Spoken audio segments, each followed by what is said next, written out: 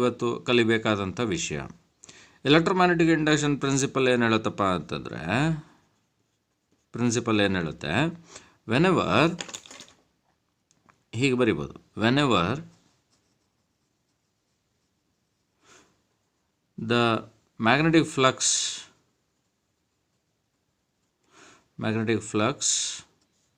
linked with the coil or circuit changes with time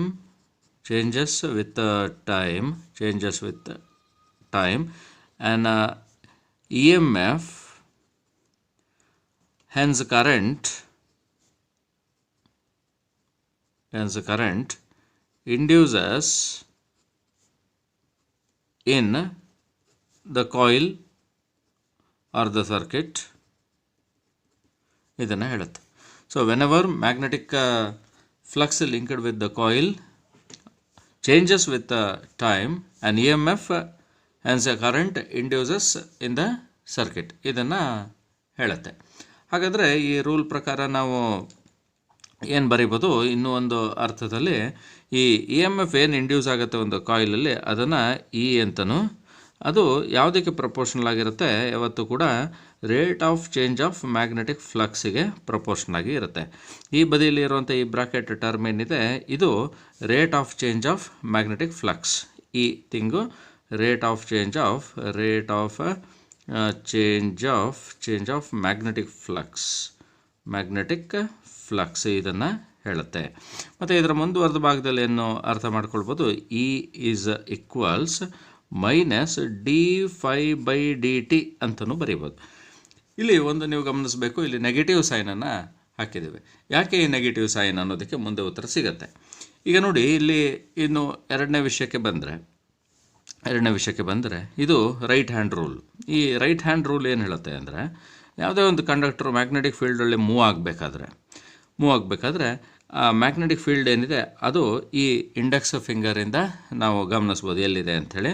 ಹಾಗಾದರೆ ಈ index finger ಏನಿದೆ ಅದು ಬಿ ವೆಕ್ಟರ್ ಅಥವಾ ಮ್ಯಾಗ್ನೆಟಿಕ್ ಫೀಲ್ಡ್ ವೆಕ್ಟರ್ನ ಇಂಡಿಕೇಟ್ ಮಾಡುತ್ತೆ. ಹಾಗೆಯೇ ಈ ತಂಬ್ ಏನಿದೆ ಇದು ವೆಲಾಸಿಟಿ ವೆಕ್ಟರ್, ಆ ಕಂಡಕ್ಟರ್ ಯಾವ ಕಡೆಗೆ ಮೂವ್ ಆಗ್ತಾ ಇದೆ ಆ ವೆಲಾಸಿಟಿ ವೆಕ್ಟರ್ ಡೈರೆಕ್ಷನ್ನ ಕೊಡುತ್ತೆ. ಹಾಗೆಯೇ ಈ ಮಿಡ್ ಫಿಂಗರ್ ಏನಿದೆ, ಈ ಮಿಡ್ಲ್ ಫಿಂಗರು ಇದು ಇಂಡ್ಯೂಸ್ಡ್ ಕರೆಂಟ್ ಅಥವಾ ಇಂಡ್ಯೂಸ್ಡ್ EMFನ ಡೈರೆಕ್ಷನನ್ನು ಕೊಡುತ್ತೆ. ಹಾಗಾದರೆ ನಾನಿಲ್ಲಿ ಐ ಅಂಥೇಳಿ ಬರೀತೇನೆ. ಐ ಅಂದರೆ ಇಂಡ್ಯೂಸ್ಡ್ ಕರೆಂಟ್ನ ಡೈರೆಕ್ಷನ್. ಇದು ನಮಗೆ ರೈಟ್ ಹ್ಯಾಂಡ್ ರೂಲ್ ಪ್ರಕಾರ ತಿಳ್ಕೊಳ್ಬೋದಾದಂಥ ವಿಷಯ. ಹಾಗಾದರೆ ಮುಂದೆ ನಾವು ಇನ್ನೂ ಒಂದು ರೀತಿಯಲ್ಲಿ ನೋಡ್ಬೋದು. ಏನು ಅಂತಂದರೆ, ಇಲ್ಲಿ ಈ ನೆಗೆಟಿವ್ ಸೈನ್ ಬಂದಿತ್ತು. ಈ ನೆಗೆಟಿವ್ ಸೈನ್, ಈ ಎಕ್ಸ್ಪ್ರೆಷನಲ್ಲಿ ನೆಗೆಟಿವ್ ಸೈನ್ ಉದ್ದೇಶ ಏನು ಅಂಥೇಳಿ. ಹಾಗಾದರೆ ಸಿಗ್ನಿಫಿಕೆನ್ಸ್ ಆಫ್ ನೆಗೆಟಿವ್ ಸೈನ್ ಏನು? ಸಿಗ್ನಿಫಿಕೆನ್ಸ್ ಆಫ್ ನೆಗೆಟಿವ್ ಸೈನ್ ಏನು ಹೇಳುತ್ತೆ ಅಂತಂದರೆ, ಈಗ ನೋಡಿ, ಈ the direction of induced EMF or current in the coil is always in such a direction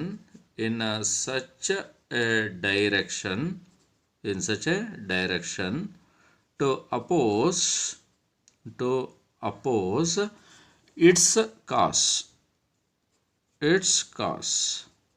ಇದು ಏನು ನಾನಿಲ್ಲಿ ಬರೆದೆ, ಇದನ್ನೇ ನಾವೇನಂತ ಕರಿತೇವೆ, ಲೆನ್ಸ್ ಲಾ ಅಂಥೇಳಿ ಕರೆದುಕೊಳ್ತೇವೆ. ಈ ಸ್ಟೇಟ್ಮೆಂಟನ್ನೇ ಲೆನ್ಸ್ ಲಾ ಅಂಥೇಳಿ ಕರೆದುಕೊಳ್ತೇವೆ. ಏನು ಹೇಳ್ತಾ ಇದೆ ಇದು ನೋಡಿ, ಯಾವುದೇ ಕಾಯಿಲಲ್ಲಿ ಇಂಡ್ಯೂಸ್ ಆಗುವಂಥ EMF ಏನಿದೆ ಅದು ಹೇಗಿರುತ್ತೆ, ಅಥವಾ ಕರೆಂಟ್ ಹೇಗಿರುತ್ತೆ ಅಂತಂದರೆ, in such a direction to oppose its cause. ಅಂದರೆ ಈ EMF ಅಥವಾ ಕರೆಂಟ್ ಏನು ಬರೋದಕ್ಕೆ ಯಾವುದು ಕಾರಣವೋ ಅದನ್ನು ಅಪೋಸ್ ಮಾಡೋ ರೀತಿಯಲ್ಲಿ ಈ EMF ಇರುತ್ತೆ ಅನ್ನೋ ಅರ್ಥ. ಹಾಗಾದರೆ ನೆಗೆಟಿವ್ ಸೈನ್ ಏನು ಹೇಳುತ್ತೆ, ಈ EMF ಬರೋದಕ್ಕೆ ಕಾರಣ ಈ ಚೇಂಜ್ ಆಗ್ತಾ ಇರುವಂಥ ಮ್ಯಾಗ್ನೆಟಿಕ್ ಫ್ಲಕ್ಸ್. ಹಾಗಾದರೆ ಈ ಚೇಂಜ್ ಆಗದೇ ಇರೋ ಹಾಗೆ ತಡೆಯೋ ರೀತಿಯಲ್ಲಿ ಈ EMF ಇರುತ್ತೆ ಅನ್ನೋ ಒಂದು ಮೀನಿಂಗ್ನ ಈ ನೆಗೆಟಿವ್ ಸೈನ್ ಕೊಡುತ್ತೆ. ಇದು ನಾವು ಲೆನ್ಸ್ ಲಾದಿಂದ ತಿಳ್ಕೊಳ್ಬೋದು. ಹಾಗಾದರೆ ಮುಂದೆ ನಾವು ಇನ್ನೊಂದು ರೀತಿಯಲ್ಲಿ ನೋಡೋಣ, ಈ ಇ ಎಮ್ ಎಫ್ ಎಲ್ಲ ಹೇಗೆ ಇಂಡ್ಯೂಸ್ ಆಗುತ್ತೆ ಮತ್ತು ಎಷ್ಟಿರುತ್ತೆ ಅನ್ನೋದಕ್ಕೆ ಕೆಲವು ಉದಾಹರಣೆಗಳನ್ನು ನೋಡೋಣ. ಮೊದಲನೇದಾಗಿ ಒಂದು ಸ್ಟ್ರೈಟ್ ವೈರ್ ಇದೆ. ಈ ಸ್ಟ್ರೈಟ್ ವೈರಲ್ಲಿ ಹೇಗೆ ಇ ಎಮ್ ಎಫ್ ಇಂಡ್ಯೂಸ್ ಆಗಿದೆ ಅನ್ನೋದನ್ನು ನೋಡೋಣ. ಈ ಥರ ಬರೆದಿರುವಂಥದ್ದು ಏನಿದೆ ಇದೆಲ್ಲ ಮ್ಯಾಗ್ನೆಟಿಕ್ ಫೀಲ್ಡ್ ವೆಕ್ಟರ್ಸ್. ಹೀಗಿದೆ, ಇದು ಮ್ಯಾಗ್ನೆಟಿಕ್ ಫೀಲ್ಡ್ ವೆಕ್ಟರ್ ಹೀಗಿದೆ. ಹಾಗಾದರೆ ಇದರಲ್ಲೊಂದು ಕಂಡಕ್ಟರ್ ಇದೆ, ಆ ಕಂಡಕ್ಟರು ಮೂವ್ ಆಗ್ತಾ ಇದೆ. ಹೇಗೆ ಮೂವ್ ಆಗ್ತಾ ಇದೆ ಅನ್ನೋದನ್ನು ನಾವಿಲ್ಲಿ ಈ ಚಿತ್ರದಲ್ಲಿ ನೋಡ್ಬೋದು. ಹೀಗಿದೆ ಆ ಕಂಡಕ್ಟರು, ಹೀಗಿದೆ. ಹೀಗಿರುವಂಥ ಕಂಡಕ್ಟರು ಈ ಡೈರೆಕ್ಷನಲ್ಲಿ ಮೂವ್ ಆಗ್ತಾ ಇದೆ, ಹೀಗೆ ಮೂವ್ ಆಗ್ತಾ ಇದೆ. ಅದರ ವೆಲಾಸಿಟಿ ವಿ ಇದೆ. ಹಾಗಾದರೆ ಸ್ವಲ್ಪ ಹೊತ್ತಿನ ನಂತರ ಅದು ಡೆಲ್ಟಾ ಟಿ ಎಷ್ಟು ಟೈಮ್ ನಂತರ ಪಿ ಇಂದ ಇಲ್ಲಿಗೆ ಬರುತ್ತೆ. ಇದು ಪಿ ಡ್ಯಾಶ್. ಹಾಗಾದರೆ ಪಿ ಇಂದ ಪಿ ಡ್ಯಾಶಿಗೆ ಅದು ಬಂದು ಹೋಗ್ತಾ ಇದೆ, ಹೀಗೆ ಹೋಗ್ತಾ ಇದೆ. ಹೋಗಬೇಕಾದ್ರೆ ಅದಾದಂಥ ಡಿಸ್ಪ್ಲೇಸ್ಮೆಂಟು ಇಷ್ಟು ಡಿಸ್ಪ್ಲೇಸ್ಮೆಂಟ್ ಆಗಿದೆ. ಹಾಗಾದರೆ ಡಿಸ್ಪ್ಲೇಸ್ಮೆಂಟ್ ಎಷ್ಟಾಯಿತು? ಡಿಸ್ಪ್ಲೇಸ್ಮೆಂಟ್ ಡೆಲ್ಟಾ ಎಕ್ಸ್ ಆಯಿತು in a time delta T. ಹಾಗಾದರೆ ಇಷ್ಟು ಡಿಸ್ಪ್ಲೇಸ್ಮೆಂಟ್ ಅದು ಮಾಡಿಕೊಂಡಿದೆ. ಮತ್ತು ಇದರ ಲೆಂಗ್ತ್ ಏನಿದೆ, ಇಲ್ಲಿಂದ ಇಷ್ಟು ಹೈಟ್ ಇರುವಂಥದ್ದು ಅಥವಾ ಈ ಉದ್ದ, ಇದು ಎಲ್ ಅಂಥೇಳಿ ಕರೆಯೋಣ. ಈ ಲೆಂಗ್ತ್ ಏನಿದೆ ಅದು ಎಲ್. ಈಗ ನಮಗೆ ಎಲೆಕ್ಟ್ರಿಕ್ ಇದು ಇ ಎಮ್ ಎಫ್ನ ಕಂಡುಹಿಡಿಬೇಕು ಅಂತಾದಾಗ ನಮಗೆ ಮ್ಯಾಗ್ನೆಟಿಕ್ ಫ್ಲಕ್ಸ್ ಎಷ್ಟು ಚೇಂಜ್ ಆಗಿದೆ ಅನ್ನೋದನ್ನು ಕಂಡುಹಿಡಿಬೇಕು. ಮ್ಯಾಗ್ನೆಟಿಕ್ ಫ್ಲಕ್ಸ್ ಚೇಂಜ್ ಆಗಿದೆ ಅಂತ ಅಂದಾಗ ಅಲ್ಲಿ ಏರಿಯಾ ಅನ್ನುವಂಥ ಮ್ಯಾಟರ್ ಬರುತ್ತೆ. ಹಾಗಿದ್ದಾಗ ಏರಿಯಾ ಎಷ್ಟಿದೆ ಅನ್ನೋದನ್ನು ಗೊತ್ತಾದರೆ ನಮಗೆ ಮುಂದೆ ಮ್ಯಾಗ್ನೆಟಿಕ್ ಫ್ಲಕ್ಸ್ ಎಷ್ಟು ಚೇಂಜ್ ಆಯಿತು ಅನ್ನೋದನ್ನು ನೋಡ್ಬೋದು. ಯಾವ ಏರಿಯಾ ನೋಡಬೇಕಾಗತ್ತೆ ನಾವು ಅಂದರೆ ಈ ರೀಜನ್ ಒಳಗಿರುವಂಥ ಏರಿಯಾ. ಅಂದರೆ ಇಲ್ಲಿರುವಂಥ ಕಂಡಕ್ಟರು ಇಲ್ಲಿಗೆ ಹೋಯಿತು ಅಂದರೆ ಇಷ್ಟು ಏರಿಯಾದಲ್ಲಿ ಅದು ಮ್ಯಾಗ್ನೆಟಿಕ್ ಫ್ಲಕ್ಸನ್ನು ಕಟ್ ಮಾಡಿಕೊಂಡು ಮುಂದಕ್ಕೆ ಹೋಗಿದೆ. ಹಾಗಾದರೆ ಇಷ್ಟು ರೀಜನ್ನಿನ ಏರಿಯಾ ಎಷ್ಟು ಅಂತ. ಹಾಗಾದರೆ ಆ ಏರಿಯಾ ಏನಿದೆ ಆ ಏರಿಯಾನ ನಾನು ಡೆಲ್ಟಾ ಎ ಅಂಥೇಳಿ ಕರೀತಾನೆ. ಸೊ ಆ ಏರಿಯಾ ಎಷ್ಟಿರುತ್ತೆ ಅಂತಂದರೆ ಈ ಲೆಂಗ್ತು ಎಲ್ಲಿದೆ ಮತ್ತು ಈ ವಿಡ್ತು ಡೆಲ್ಟಾ ಎಕ್ಸ್ ಇದೆ. ಹಾಗಾದರೆ ಇಷ್ಟು ಏರಿಯಾ ಡೆಲ್ಟಾ ಎ ಅಂಥೇಳಿ ಆಯಿತು. ಹಾಗಾದರೆ ಇಷ್ಟು ಏರಿಯಾ ಕವರ್ ಮಾಡಿರೋದು ಅದು ಡೆಲ್ಟಾ ಟಿ ಅಷ್ಟು ಟೈಮಲ್ಲಿ. ಹಾಗಿದ್ದಾಗ ನಾವೇನು ಮಾಡ್ಬೋದು, ಈ rate of change of area ಏನಿದೆ ಅದನ್ನು ಕಂಡುಹಿಡಿಬೇಕು ಅಂದರೆ rate of change of area delta A by delta T is equals L into delta x divide by delta T ಅಂಥೇಳಿ ಬರೀಬೋದು. Delta X by delta t ಅನ್ನುವಂಥ ಈ ಟರ್ಮ್ ಏನಿದೆ ಇದು ವೆಲಾಸಿಟಿ ಆಗುತ್ತೆ, ಇದು ವೆಲಾಸಿಟಿ ವಿ. ಹಾಗಿದ್ದಾಗ ನಾನೇನು ಬರಿಬೋದು, delta A by delta T is equals L into V ಅಂತ ಬರಿಬೋದು. ಹಾಗಾದರೆ ಇ ಎಮ್ ಎಫ್ ಎಷ್ಟು ಇಂಡ್ಯೂಸ್ ಆಯಿತು ಅದನ್ನು ಕಂಡುಹಿಡಿಬೇಕು ಅಂತ ಅಂದಾಗ ನಾನು E M F is equals minus D by D T of phi ಅಂಥೇಳಿ ಬರೆದುಕೊಳ್ತೇನೆ. ಇಲ್ಲಿ ಫೈ ಅಂತಂದರೆ ಮ್ಯಾಗ್ನೆಟಿಕ್ ಫ್ಲಕ್ಸ್ ಏನಿದೆ ಅದು. ಸೊ ಮ್ಯಾಗ್ನೆಟಿಕ್ ಫ್ಲಕ್ಸನ್ನು ನಾವು ಬಿ ಡಾಟ್ ಎ ಅಂಥೇಳಿ ಬರೆದುಕೊಳ್ತೇವೆ. ಇದು ಡಾಟ್ ಪ್ರಾಡಕ್ಟ್ ಆಗಿರೋ ಕಾರಣ ಫೈ ಇಸ್ ಈಕ್ವಲ್ಸ್ ಏನಾಗುತ್ತೆ, ಬಿ ಎ ಕಾಸ್ ಥೀಟಾ ಆಗುತ್ತೆ. ಇಲ್ಲಿ ಈ ಎ ಅನ್ನುವಂಥದ್ದು ಏನಿದೆ ಅದು ಏರಿಯಾ ವೆಕ್ಟರ್. ಯಾವ ಏರಿಯಾ ವೆಕ್ಟರು? ಇಷ್ಟು ಜಾಗದ ಏರಿಯಾ ವೆಕ್ಟರ್. ಈ ವೆಕ್ಟರ್ನ ನಾವು ಯೂಶ್ವಲಾಗಿ ಈ ಮ್ಯಾಗ್ನೆಟಿಕ್ ಫೀಲ್ಡ್ ಡೈರೆಕ್ಷನಲ್ಲಿ ತೊಗೊಳ್ತೇವೆ. ಹಾಗಾದರೆ ಮ್ಯಾಗ್ನೆಟಿಕ್ ಫೀಲ್ಡ್ ವೆಕ್ಟರು ಮತ್ತು ಏರಿಯಾ ವೆಕ್ಟರ್ ಎರಡು ಪ್ಯಾರಲ್ ಆಗಿ ಇದ್ದಾಗ ಥೀಟಾ 0 ಆಗುತ್ತೆ. ಆದ ಕಾರಣ ನಮಗೆ ಮ್ಯಾಗ್ನೆಟಿಕ್ ಫ್ಲಕ್ಸ್ ಏನಿದೆ ಅದು ಬಿ ಎ ಅಂತ ಮಾತ್ರ ಬರುತ್ತೆ. ಹಾಗಿದ್ದಾಗ ನಾವು rate of change of magnetic flux ಕಂಡುಹಿಡಿಬೇಕು ಅಂದರೆ rate of change of magnetic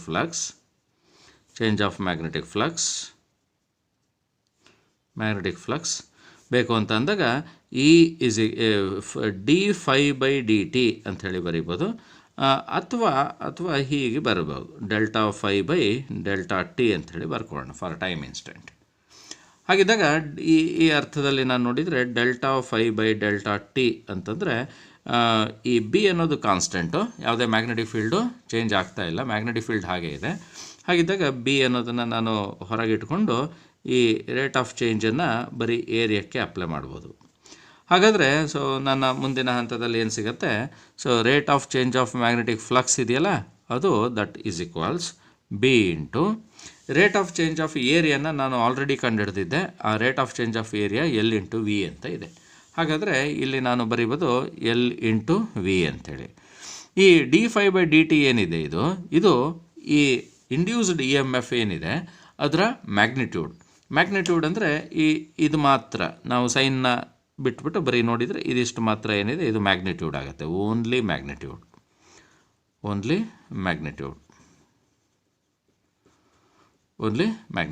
ಹಾಗಾದರೆ magnitude of induced E M F ಎಷ್ಟಿದೆ ಅಂತ ಹೇಳಿ ಕೇಳಿದಾಗ, ಸೊ ಮ್ಯಾಗ್ನಿಟ್ಯೂಡ್ ಆಫ್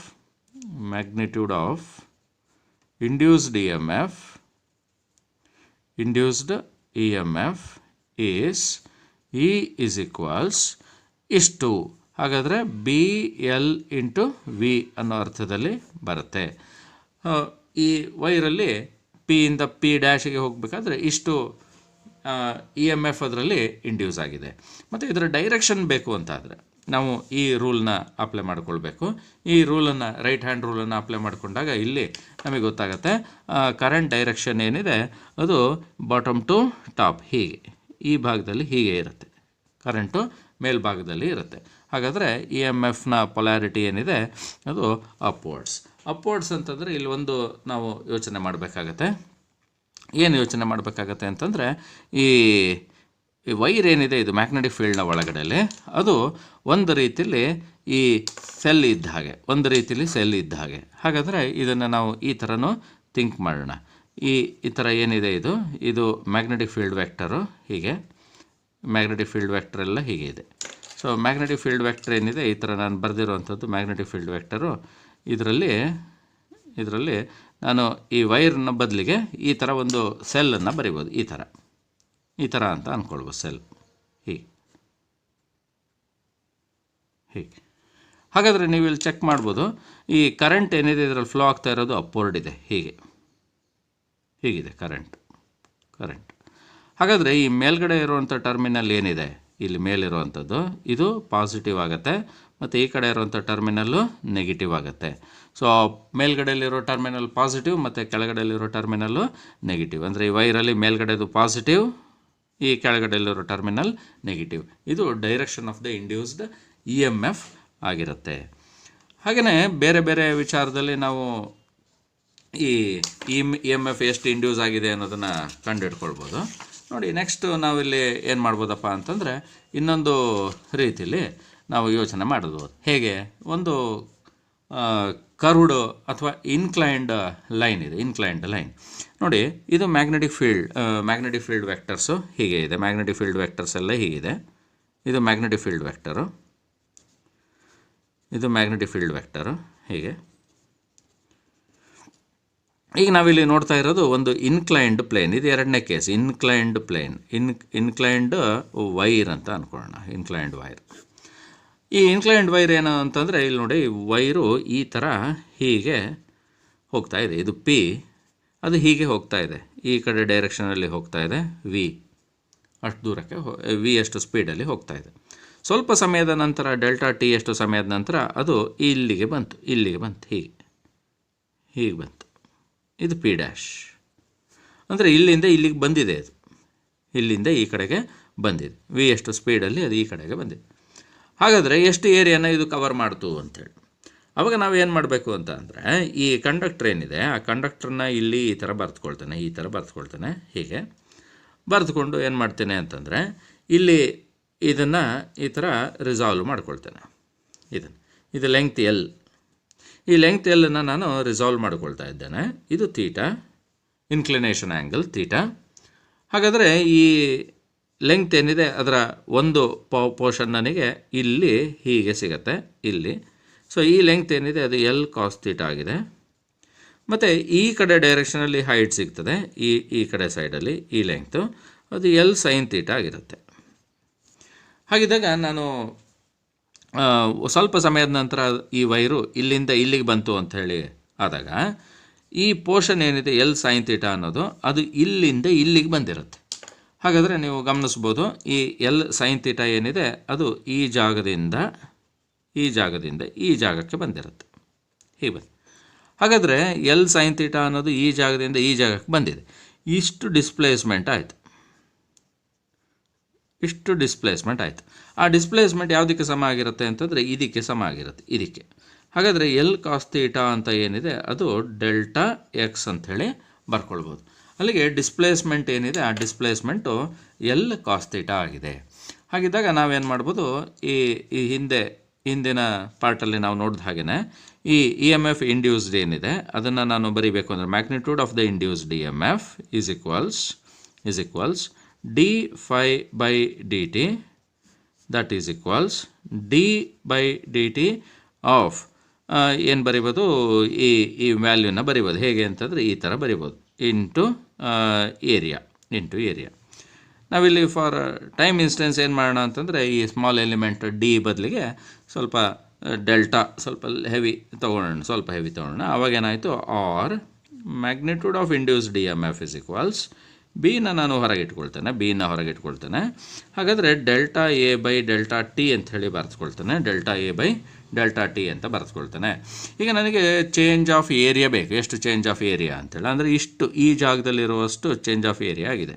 ನೆನಪಿರಲಿ, ಈ ಲೆಂಗ್ತ್ ಏನಿದೆ ನನಗೆ, ಈ ಲೆಂಗ್ತು ಎಲ್ ಕಾಸ್ ಥೀಟಾ ಆಗಿದೆ, ಎಲ್ ಸೈನ್ ಥೀಟಾ ಇದೆ. ಈ ಲೆಂಗ್ತ್ ಏನಿದೆ ಇದು ಎಲ್ ಸೈನ್ ಥೀಟಾ, ಈ ಲೆಂಗ್ತ್ ಇದೆಯಲ್ಲ ಅದು ಎಲ್ ಸೈನ್ ಥೀಟಾ. ಈ ಎಲ್ ಸೈನ್ ಥೀಟಾ ಹಾಗೆ ಇದೆ, ಬರೀ ಎಲ್ ಕಾಸ್ ಥೀಟಾ ಏನಿದೆ ಅಂದರೆ ಡೆಲ್ಟಾ ಎಕ್ಸು ಅದು ಈಗ ಮೂವ್ ಆಗ್ತಾ ಇದೆ. ಹಾಗಿದ್ದಾಗ ಏನಾಯಿತು ಅಂತಂದರೆ ಇಲ್ಲಿ ನಾನು ಈ ಥರದಲ್ಲಿ ಬರಿಬೋದು. ಹೇಗೆ ಬರಿಬೋದು ಅಪ್ಪ ಅಂತಂದರೆ, ಈ ಇ ಎಮ್ ಎಫ್ ಏನು ಇಂಡ್ಯೂಸ್ ಆಗಿದೆ ಅದು B into so delta A by delta T ಅಂತಂದರೆ ಅದನ್ನು ಹೀಗೆ ಬರಿಬೋದು. ಇದು ಏರಿಯಾ, ಚೇಂಜ್ ಇನ್ ಏರಿಯಾ ಇಷ್ಟು. ಹಾಗಾದರೆ ಎಲ್ ಸೈನ್ ಥೀಟಾ ಇಂಟು ಇದು ಡೆಲ್ಟಾ ಎಕ್ಸ್, ಇದಿಷ್ಟು ನನಗೆ delta A change in area ಆಯಿತು. ಇದಿಷ್ಟು whole divide by delta T ಇದೆ. ಹಾಗಾದರೆ ಇಲ್ಲಿ ನಾವು ಯೋಚನೆ ಮಾಡ್ಬೋದು, delta X by delta T ಏನಿದೆ ಅದು ಸ್ಪೀಡ್ ವಿ. ಹಾಗಾಗಿ but delta X by delta T is V. ಹಾಗಿದ್ದಾಗ ಇಂಡ್ಯೂಸ್ಡ್ ಇ ಎಮ್ ಎಫ್ನ ಮ್ಯಾಗ್ನಿಟ್ಯೂಡ್ ಇದೆಯಲ್ಲ ಅದು ಬಿ ಎಲ್, ಇದರ ಬದಲಿಗೆ ವಿ ಬರೀಬೋದು ಮತ್ತು ಇಲ್ಲಿ ಸೈನ್ ಥೀಟನ್ನು ಹಾಕ್ಕೊಳ್ಬೋದು. ಈ ಈಕ್ವೇಷನ್ ನನಗೆ ಬರುತ್ತೆ. ಹಾಗಾದರೆ ಇಂಡ್ಯೂಸ್ಡ್ ಇ ಎಮ್ ಎಫ್ ಎಷ್ಟಿದೆಯಪ್ಪ ಅಂತಂದರೆ B L V sine theta ಅಂಥೇಳಿ ಆಯಿತು. ಇನ್ನೂ ಒಂದು ರೀತಿಯಲ್ಲಿ ನಾವು ನೋಡ್ಬೋದು. ಮೂರನೇ ಒಂದು ಸಿಚುವೇಷನಲ್ಲಿ ಏನಿದೆಯಪ್ಪ ಅಂತಂದರೆ ಒಂದು ಸೆಮಿ ಸರ್ಕ್ಯುಲಾರ್ ವೈರ್ ಮ್ಯಾಗ್ನೆಟಿಕ್ ಫೀಲ್ಡನ್ನು ಕ್ರಾಸ್ ಮಾಡಿಕೊಂಡು ಹೋಗ್ತಾ ಇದೆ. ಈ ಥರ ಹೋಗ್ತಾ ಇದೆ. ಸೆಮಿ ಸರ್ಕ್ಯುಲಾರ್ ವೈರು ಈ ಮ್ಯಾಗ್ನೆಟಿಕ್ ಫೀಲ್ಡನ್ನು ಕ್ರಾಸ್ ಮಾಡಿಕೊಂಡು ಮುಂದಕ್ಕೆ ಹೋಗ್ತಾ ಇದೆ. ಈ ಥರದಲ್ಲಿ ನೋಡಿ, ಇದು ಸೆಮಿ ಸರ್ಕ್ಯುಲಾರ್ ವೈರ್ ಹೀಗೆ ಹೋಗ್ತಾ ಇದೆ. ಈ ಥರದಲ್ಲಿ ಇದೆ. ಹೀಗೆ ಇದು semi circular wire P dash. ಇದು ಸೆಮಿ ಸರ್ಕ್ಯುಲಾರ್ ವೈರು ಮುಂದಕ್ಕೆ ಹೋಗ್ತಾ ಇದೆ. ಈ ಕಡೆ ಡೈರೆಕ್ಷನಲ್ಲಿ ಹೋಗ್ತಾ ಇದೆ, ಹೀಗೆ ಹೋಗ್ತಾ ಇದೆ ವಿ. ಹಾಗಾದರೆ ಈಗ ನಾವಿಲ್ಲಿ ಯೋಚನೆ ಮಾಡಬೇಕಾಗಿರೋದೇನು ಅಂತಂದರೆ ನೋಡಿ, ಈ ಲೆಂಗ್ತ್ ಇದೆ ಇಲ್ಲಿಂದ ಹೀಗೆ ಇದು ಮತ್ತು ಇಲ್ಲಿ ಇದು ಈ ದೂರ ಏನಿದೆ ಇದು diameter of the semi circle ಆಗ್ತದೆ. ಅಂದರೆ ಇದನ್ನು 2r ಅಂತ ಅನ್ಕೋಬೋದು. ಆವಾಗ ರೇಡಿಯಸ್ ಏನಿದೆ ರೇಡಿಯಸ್ ಆರ್ ಅಂಥೇಳಿ ಅಂದ್ಕೊಂಡಾಗ ಈ ಹೈಟು 2r ಆಗ್ತದೆ. ಹಾಗಾದರೆ ಮುಂದೆ ಹೋಗಿರುವಂಥದ್ದು ಏನಿದೆ ಅದು ವಿ ಎಷ್ಟು ದೂರ ಹೀಗೆ ದೂರ ಹೋಗಿದೆ. ಹಾಗಾದರೆ ನಮಗೆ ಅದು ಮುಂದೆ ಹೋಗಿರುವಂಥದ್ದು ಏನಿದೆ ಅದರಿಂದ ನಮಗೆ ವೆಲಾಸಿಟಿ ಸಿಗ್ತದೆ ಮತ್ತು ಈ ಲೆಂಗ್ತ್ ನಮಗೆ ಮೇಯ್ನಾಗಿ ಬೇಕಾಗುತ್ತೆ ಏರಿಯಾ ಕಂಪ್ಲೀಟ್ ಮಾಡೋದಕ್ಕೆ. ಹಾಗಾದರೆ ಅದು ಡೆಲ್ಟಾ ಎಕ್ಸ್ ಅಷ್ಟು ದೂರ ಹೋಗಿದ್ರೆ ಅದು ಎಷ್ಟು ದೂರನಾದರೂ ಹೋಗಲಿ, ಡೆಲ್ಟಾ ಎಕ್ಸ್ ಅಷ್ಟು ದೂರ ಹೋಗಿದೆ ಅಂತ ಅಂದ್ಕೊಳ್ಳಿ. ಎಷ್ಟು ದೂರ ಆದರೂ ಆಯಿತು, ಅದು ಡೆಲ್ಟಾ ಎಕ್ಸ್ ಅಷ್ಟು ದೂರ ಹೋಗಿದೆ. ಇಲ್ಲಿಂದ ಇಲ್ಲೆಲ್ಲಿಗೂ ಬಂದಿದೆ, ಹೀಗೆ ಈ ಥರ ಮುಂದೆ ಬಂದಿದೆ, ಇಲ್ಲಿಗೆ ಬಂದಿದೆ ಹೀಗೆ. ಹಾಗಾದರೆ ಇಲ್ಲೆಲ್ಲೋ ಒಂದು ಕಡೆ ಕ್ಯೂ ಡ್ಯಾಶ್ಗೆ ಅದು ಬಂದು ತಲುಪಿದೆ. ಹಾಗಾದರೆ ಎಷ್ಟು ದೂರ ಹೋಗಿದೆ ಅದು? ಈ ಡಿಸ್ಪ್ಲೇಸ್ಮೆಂಟ್ ಇದೆಯಲ್ಲ ಅದು ಡೆಲ್ಟಾ ಎಕ್ಸ್. ಹಾಗಾದರೆ ಇಲ್ಲಿಂದ ಅದು ಇಲ್ಲಿಗೆ ಬಂತು, ಎಷ್ಟು ಏರಿಯಾ ಕವರ್ ಮಾಡ್ತು ಅನ್ನೋದನ್ನು ನಾವು ನೋಡಿದಾಗ, ಎಷ್ಟು ಏರಿಯಾ ಕವರ್ ಮಾಡಿದೆ ಅಂತ ಹೇಳಿ ನೋಡಿದಾಗ ಆವಾಗ ಮತ್ತೊಮ್ಮೆ ನಮಗೆ ಸಿಗುವಂಥದ್ದೇನು, delta a is equals 2r into delta x ಅನ್ನೋ ಅರ್ಥದಲ್ಲಿ ಸಿಗ್ತದೆ. ಅದು ಮತ್ತೊಂದು ರೀತಿಯಲ್ಲೂ ಕ್ಯಾಲ್ಕುಲೇಟ್ ಮಾಡ್ಬೋದು, ಬಟ್ ಇದನ್ನು ತಕ್ಷಣಕ್ಕೆ ಅರ್ಥ ಮಾಡ್ಕೊಳ್ಳೋದಕ್ಕೆ ಎಷ್ಟು ಸಾಕು.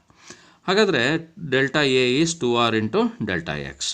ಹಾಗಿದ್ದಾಗ magnitude of induced E M F ಏನಿದೆ ಇದನ್ನು ಕಂಡುಹಿಡಿಬೇಕಾದ್ರೆ ಮತ್ತೊಮ್ಮೆ ಮ್ಯಾಗ್ನೆಟಿಕ್ ಫೀಲ್ಡ್ ಏನು ಚೇಂಜ್ ಆಗ್ತಾ ಇಲ್ಲ. ಮ್ಯಾಗ್ನೆಟಿಕ್ ಫೀಲ್ಡ್ ಏನಿದೆ ಅದು ಕಾನ್ಸ್ಟೆಂಟ್ ಆಗಿರುವಂಥದ್ದು. ಹಾಗಿದ್ದಾಗ ಏನಾಯಿತು, ನನಗೆ ಇಲ್ಲಿ ಮತ್ತೆ ಬರೀಬೇಕಾದ್ರೆ ಇದು B into delta A by delta T ಅಂಥೇಳಿ ಕರ್ಕೊಳ್ಬೋದು. ಹಾಗಿದ್ದಾಗ induced E M F magnitude ಏನಿದೆ ಅದು ಬಿ ಇಂಟು ಡೆಲ್ಟಾ ಎ ಅಂತಂದರೆ 2r ಇಂಟು ಡೆಲ್ಟಾ ಎಕ್ಸ್ ಇದೆ ಡಿವೈಡ್ ಬೈ ಡೆಲ್ಟಾ ಟಿನ ಬರೀಬೋದು. ಹಾಗಾದರೆ ಇದರಿಂದ ನನಗೆ ತಿಳಿಯೋದು delta X by delta T ಯಥಾ ಪ್ರಕಾರ ವಿ ಆಗಿದೆ, ವೆಲಾಸಿಟಿ ಆಗಿದೆ. ಹಾಗಿದ್ದಾಗ ನನಗೆ ಈ magnitude of the induced E M F B into 2r into V, ಅಥವಾ ಒಂದೇ ಲೈನಲ್ಲಿ ಇನ್ನೂ ಒಂದು ರೀತಿಯಲ್ಲಿ ಬರೆಯೋದು ಅಂತಂದರೆ 2r ವಿ ಇಂಟು ಬಿ. ಇದು ಇಂಡ್ಯೂಸ್ಡ್ ಇ ಎಮ್ ಎಫ್ ಈ ಸೆಮಿ ಸರ್ಕಲಲ್ಲಿ ಆದಂತಹದ್ದು. ಅಲ್ಲಿಗೆ ಇಷ್ಟು ಕೇಸಸ್ನ ಜೊತೆಗೆ ಇನ್ನೊಂದು ಜನರಲ್ ಕೇಸನ್ನು ನಾನು ಹೇಳಿರ್ತೇನೆ. ಏನಪ್ಪ ಅಂತಂದರೆ ಈ ಇನ್ ಜನರಲ್ ಏನಾಗ್ತದೆ ನೋಡಿ, ಜನರಲ್ ಕೇಸ್. ಇಲ್ಲಿ ಮ್ಯಾಗ್ನೆಟಿಕ್ ಫೀಲ್ಡು ಈ ಥರ ಯಥಾ ಪ್ರಕಾರ ಹೀಗೆ ಇದೆ. ಮ್ಯಾಗ್ನೆಟಿಕ್ ಫೀಲ್ಡ್ ಇದೆ, ಮ್ಯಾಗ್ನೆಟಿಕ್ ಫೀಲ್ಡ್ ಇಲ್ಲಿದೆ, ಹೀಗಿದೆ ಮ್ಯಾಗ್ನೆಟಿಕ್ ಫೀಲ್ಡು, ಇದೆಲ್ಲ ಮ್ಯಾಗ್ನೆಟಿಕ್ ಫೀಲ್ಡ್. ಹೀಗೆ ಈ ವೈರ್ ಏನಿದೆ, ವೈರ್ನ ಶೇಪು ಹೇಗಾದರೂ ಇರಲಿ, ಇದರಲ್ಲಿರುವಂಥ ಕಂಡಕ್ಟರ್ನ ವೈರ್ ಶೇಪು ಹೇಗಾದರೂ ಇರಲಿ, ಅದು ಯಾವ ಥರ ಬೇಕಾದರೂ ಆ ಶೇಪಲ್ಲಿ ಇರ್ಬೋದು. ಉದಾಹರಣೆಗೆ ಹೀಗಿದ್ದರೆ ನಮಗೆ ಬೇಕಾಗಿರೋದು ಇ ಎಮ್ ಎಫ್ ಕಂಡುಹಿಡಿಯೋದಕ್ಕೆ ಏನು ಅಂತಂದರೆ ಈ ದೂರ ಬೇಕಷ್ಟೆ. ಯಾವ ದೂರ ಬೇಕು ಅಂತಂದರೆ ಇಲ್ಲಿಂದ ಇಲ್ಲಿಗಿರುವಂಥ ಈ ಲೆಂಗ್ತ್, ಈ ಪರ್ಪೆಂಡಿಕ್ಯುಲರ್ ಡಿಸ್ಟೆನ್ಸ್ ಬೇಕು, ಈ ಡಿಸ್ಟೆನ್ಸ್ ಇದು ಎಷ್ಟು ಅನ್ನೋದು ಬೇಕು, ಈ ಹೈಟ್ ಇದು. ಹಾಗಾದರೆ ಇದು ಎಷ್ಟು ಅನ್ನೋದು ನನಗೆ ಗೊತ್ತಿದ್ದರೆ, ಈ ವೈ ಎಷ್ಟು ಅಂತ ನನಗೆ ಗೊತ್ತಿದ್ದರೆ, ಅಥವಾ ಯಾವುದಾದ್ರು ರೀತಿಯಲ್ಲಿ ಕಂಡುಹಿಡಿಯೋಕ್ಕೆ ಅದು ಗೊತ್ತಿದ್ದರೆ ನನಗೆ, ಮತ್ತು ಇದರ ವೆಲಾಸಿಟಿ ಗೊತ್ತಿದ್ದರೆ, ಇದು ಎಷ್ಟು ಸ್ಪೀಡಲ್ಲಿ ಈ ಕಡೆ ಹೋಗ್ತಾ ಇದೆ ಅನ್ನೋದು ಗೊತ್ತಿದ್ದರೆ, ಆವಾಗ ನನಗೆ ಬರುವಂಥದ್ದು ಏನಿದೆ ಇಂಡ್ಯೂಸ್ಡ್ ಇ ಎಮ್ ಎಫ್ನ ಮ್ಯಾಗ್ನಿಟ್ಯೂಡು. ಆ ಇಂಡ್ಯೂಸ್ಡ್ ಇ ಎಮ್ ಎಫ್ನ ಮ್ಯಾಗ್ನಿಟ್ಯೂಡು ಯಾವತ್ತೂ ಕೂಡ ಏನಾಗಿರುತ್ತೆ, ಮ್ಯಾಗ್ನೆಟಿಕ್ ಫೀಲ್ಡ್ ಮತ್ತು ವಿ ಮತ್ತು ಈ ವೈ ಎಷ್ಟಿದೆಯೋ ಅದು, ಇದಿಷ್ಟನ್ನು ಸೇರಿಸಿದ್ರೆ ನನಗೆ ಮ್ಯಾಗ್ನೆಟಿಕ್ ಫೀಲ್ಡಿಂದ ಈ ವೈರಲ್ಲಿ ಇಂಡ್ಯೂಸ್ ಆದಂಥ ಇ ಎಮ್ ಎಫ್ ಇದೆಯಲ್ಲ, ಅದಕ್ಕೆ ಆನ್ಸರು ಸಿಗುತ್ತೆ. ಹಾಗಾದರೆ ಇಲ್ಲಿ ಯಾವುದೇ ಕೂಡ ಇಲ್ಲಿ ನಾವು ಒಂದನ್ನು ನೋಡ್ಬೋದು. ಸೊ ಲಾಸ್ಟಿಗೆ ಕೊನೆಯದಾಗಿ ಹೇಳೋದು ಕನ್ಕ್ಲೂಷನ್ ಏನು ಹೇಳ್ಬೋದಪ್ಪ ಅಂತಂದರೆ, ಸೊ ಕನ್ಕ್ಲೂಷನ್ ಇಷ್ಟು. So magnitude of the induced E M F, magnitude of the induced E M F, induced EMF is independent of shape of the wire ಅಂದರೆ ಕಂಡಕ್ಟರ್ದು. ಆ್ಯಂಡ್ ಡೈರೆಕ್ಷನ್ ಏನಿದೆ ಆ ಡೈರೆಕ್ಷನನ್ನು ನಾವು direction can be found using a right hand rule. So right hand rule. ಹಾಗಾದರೆ ಇದು conclusion ಆಗುತ್ತೆ. ಅಂದರೆ right hand rule ಪ್ರಕಾರ ನಮಗೆ ಈ ಬಾಟಮಲ್ಲಿರುವಂಥ ಪಾಯಿಂಟ್ ಏನಿದೆ ಅದು ನೆಗೆಟಿವ್ ಮತ್ತು ಅಪ್ಪರ್ ಪೋರ್ಷನ್ನು ಪಾಸಿಟಿವ್. ಈ ಕಡೆ ವೆಲಾಸಿಟಿ ಇದ್ದಾಗ ಇದು ನೆಗೆಟಿವ್, ಇದು ಪಾಸಿಟಿವ್. ಹಾಗೆ ಕೂಡ ಇಲ್ಲೂ ಕೂಡ ಈ ಲೋಯರ್ ಟರ್ಮಿನಲ್ ನೆಗೆಟಿವ್, ಈ ಅಪ್ಪರ್ ಟರ್ಮಿನಲ್ಲು ಪಾಸಿಟಿವ್ ಆಗಿರುತ್ತೆ. ಇದು ರೈಟ್ ಹ್ಯಾಂಡ್ ರೂಲಿಂದ ನಾವು ತಿಳ್ಕೊಳ್ಬೋದು.